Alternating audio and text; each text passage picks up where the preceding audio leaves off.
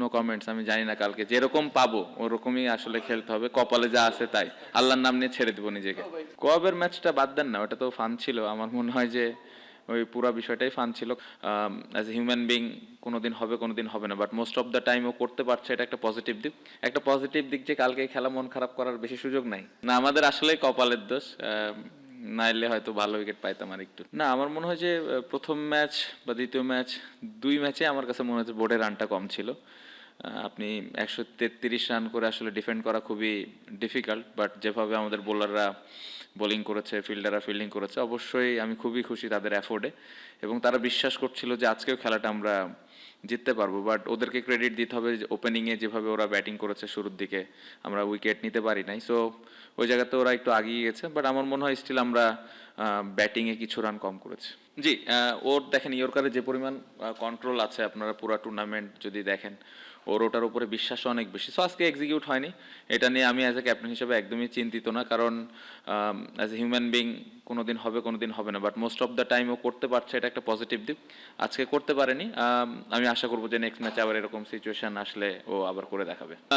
আপনি যদি পুরো টুর্নামেন্টটা দেখেন, আমরা খুব ভালো ক্রিকেট খেলছি আলহামদুলিল্লাহ, বাট একটা পজিটিভ দিক যে কালকে খেলা মন খারাপ করার বেশি সুযোগ নাই। সো এটা একটা পজিটিভ দিক। কালকের ম্যাচের জন্য প্রিপারেশন নিতে হবে। আমি মনে করি যে আমাদের দলটা যেভাবে খেলছে, আমি আশা তো করতেই পারি যে আমরা কালকে একটা ভালো ক্রিকেট খেলে ভালো ম্যাচ উপহার দিব। এই আমার কাছে যদি জিজ্ঞেস করেন অ্যাজ এ ব্যাটসম্যান হিসেবে, আমার মনে হয় যে টি-20 16 উইকেট না, খুবই ডিফিকাল্ট, স্পেশালি ব্যাটসম্যানদের জন্য। আপনি যদি পুরা 40 ওভারের ব্যাটিং দেখেন, প্রত্যেকটা ব্যাটসম্যান স্ট্রাগল করতেছে, দেশি বিদেশি সবাই। এখানে শর্টস খেলাই যাচ্ছে না। আমার মনে হয় যে এই জায়গাটাতে আরেকটু অ্যাজ এ পুরা ব্যাটিং এবং বোলিং ইউনিট বোথ আমরা আরেকটু বেটার উইকেট তো আশা করতেই পারি, স্পেশালি টি-20-তে। এইখানে আমার মনে হয় যে যদি শর্টস খেলা যেত তাহলে ভালো হতো। আপনি যদি নতুন বলের ব্যাটিং দেখেন, ওইখানে আরও বেশি চ্যালেঞ্জ থাকছে।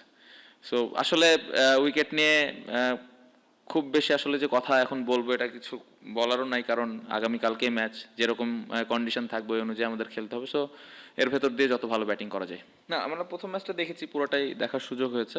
না, আমাদের প্ল্যান এরকমই ছিল যে কিভাবে আমরা মোটামুটি একটা স্কোর বোর্ডে দাঁড় করাইতে পারি, 140 150, যদি বেশি হয় আরও বেশি। সো এরকমই প্ল্যান ছিল, কারণ আমাদের যে বোলিং অ্যাটাক আছে, আমরা এই ধরনের রান ডিফেন্ড করেছি এই টুর্নামেন্টে। সো আগের ম্যাচ দেখে একটা এক্সপিরিয়েন্স তো ছিলই, সো ওইটা আমরা করতে পারিনি আজকে।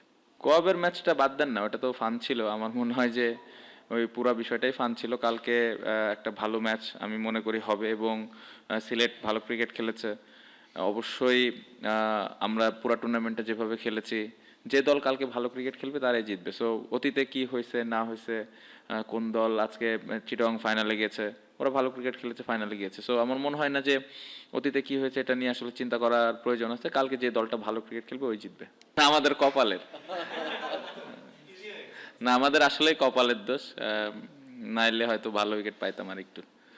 আর সিলেট দল নিয়ে আসলে মূল্যায়ন আমি করতে চাই না, কারণ ওরা ওদের জায়গায় থাক, আমি আমার দল নিয়ে মূল্যায়ন করব, এবং আমি আমার দলের উপরে বিশ্বাস আছে।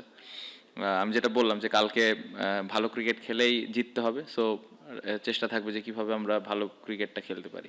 No comments. আমি জানি না কালকে যেরকম পাবো ওরকমই আসলে খেলতে হবে, কপালে যা আছে তাই, আল্লাহর নাম নিয়ে ছেড়ে দেবো নিজেকে।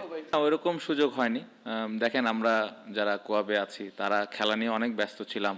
পাশাপাশি রিসেন্টলি একটা ঘটনা ঘটলো, এটা নিয়েও আসলে প্লেয়াররা মাঝখানে একটু খেলা থেকে বের হয়ে গেছিল, খুবই difficulties. But as a player হিসেবে দেখেন, আমরা সবসময় চাই ক্রিকেট খেলতে।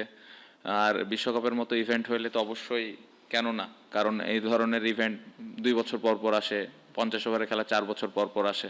সো এটা আমার মনে হয় যে আমরা এটা আমাদের জন্য অপরচুনিটিস ওইখানে ভালো ক্রিকেট খেলার। বাট এগেন, এখানে অনেক ইস্যুস আছে, সেই বিষয়গুলো 100% আমি পার্সোনালি জানি না। বাট আমি বিশ্বাস করি যে এই বিষয়গুলো সুন্দরভাবে সমাধান করে আমরা যদি সুযোগ হয় ইনশাল্লাহ বিশ্বকাপে প্লেয়াররা যদি যেতে পারে অবশ্যই ভালো হবে। বাট আসলে ভেতরে আসলে এক্স্যাক্টলি কি হচ্ছে না হচ্ছে এ বিষয়ে আমি যেহেতু জানি না, কমেন্ট করাটা আমার জন্য ডিফিকাল্ট। বাট এগেন, প্লেয়ার হিসেবে তো অবশ্যই আমরা খেলতে চাই। ইনশাল্লাহ আই হোপ যে কালকে ও জয়েন করবে আমাদের টিমে।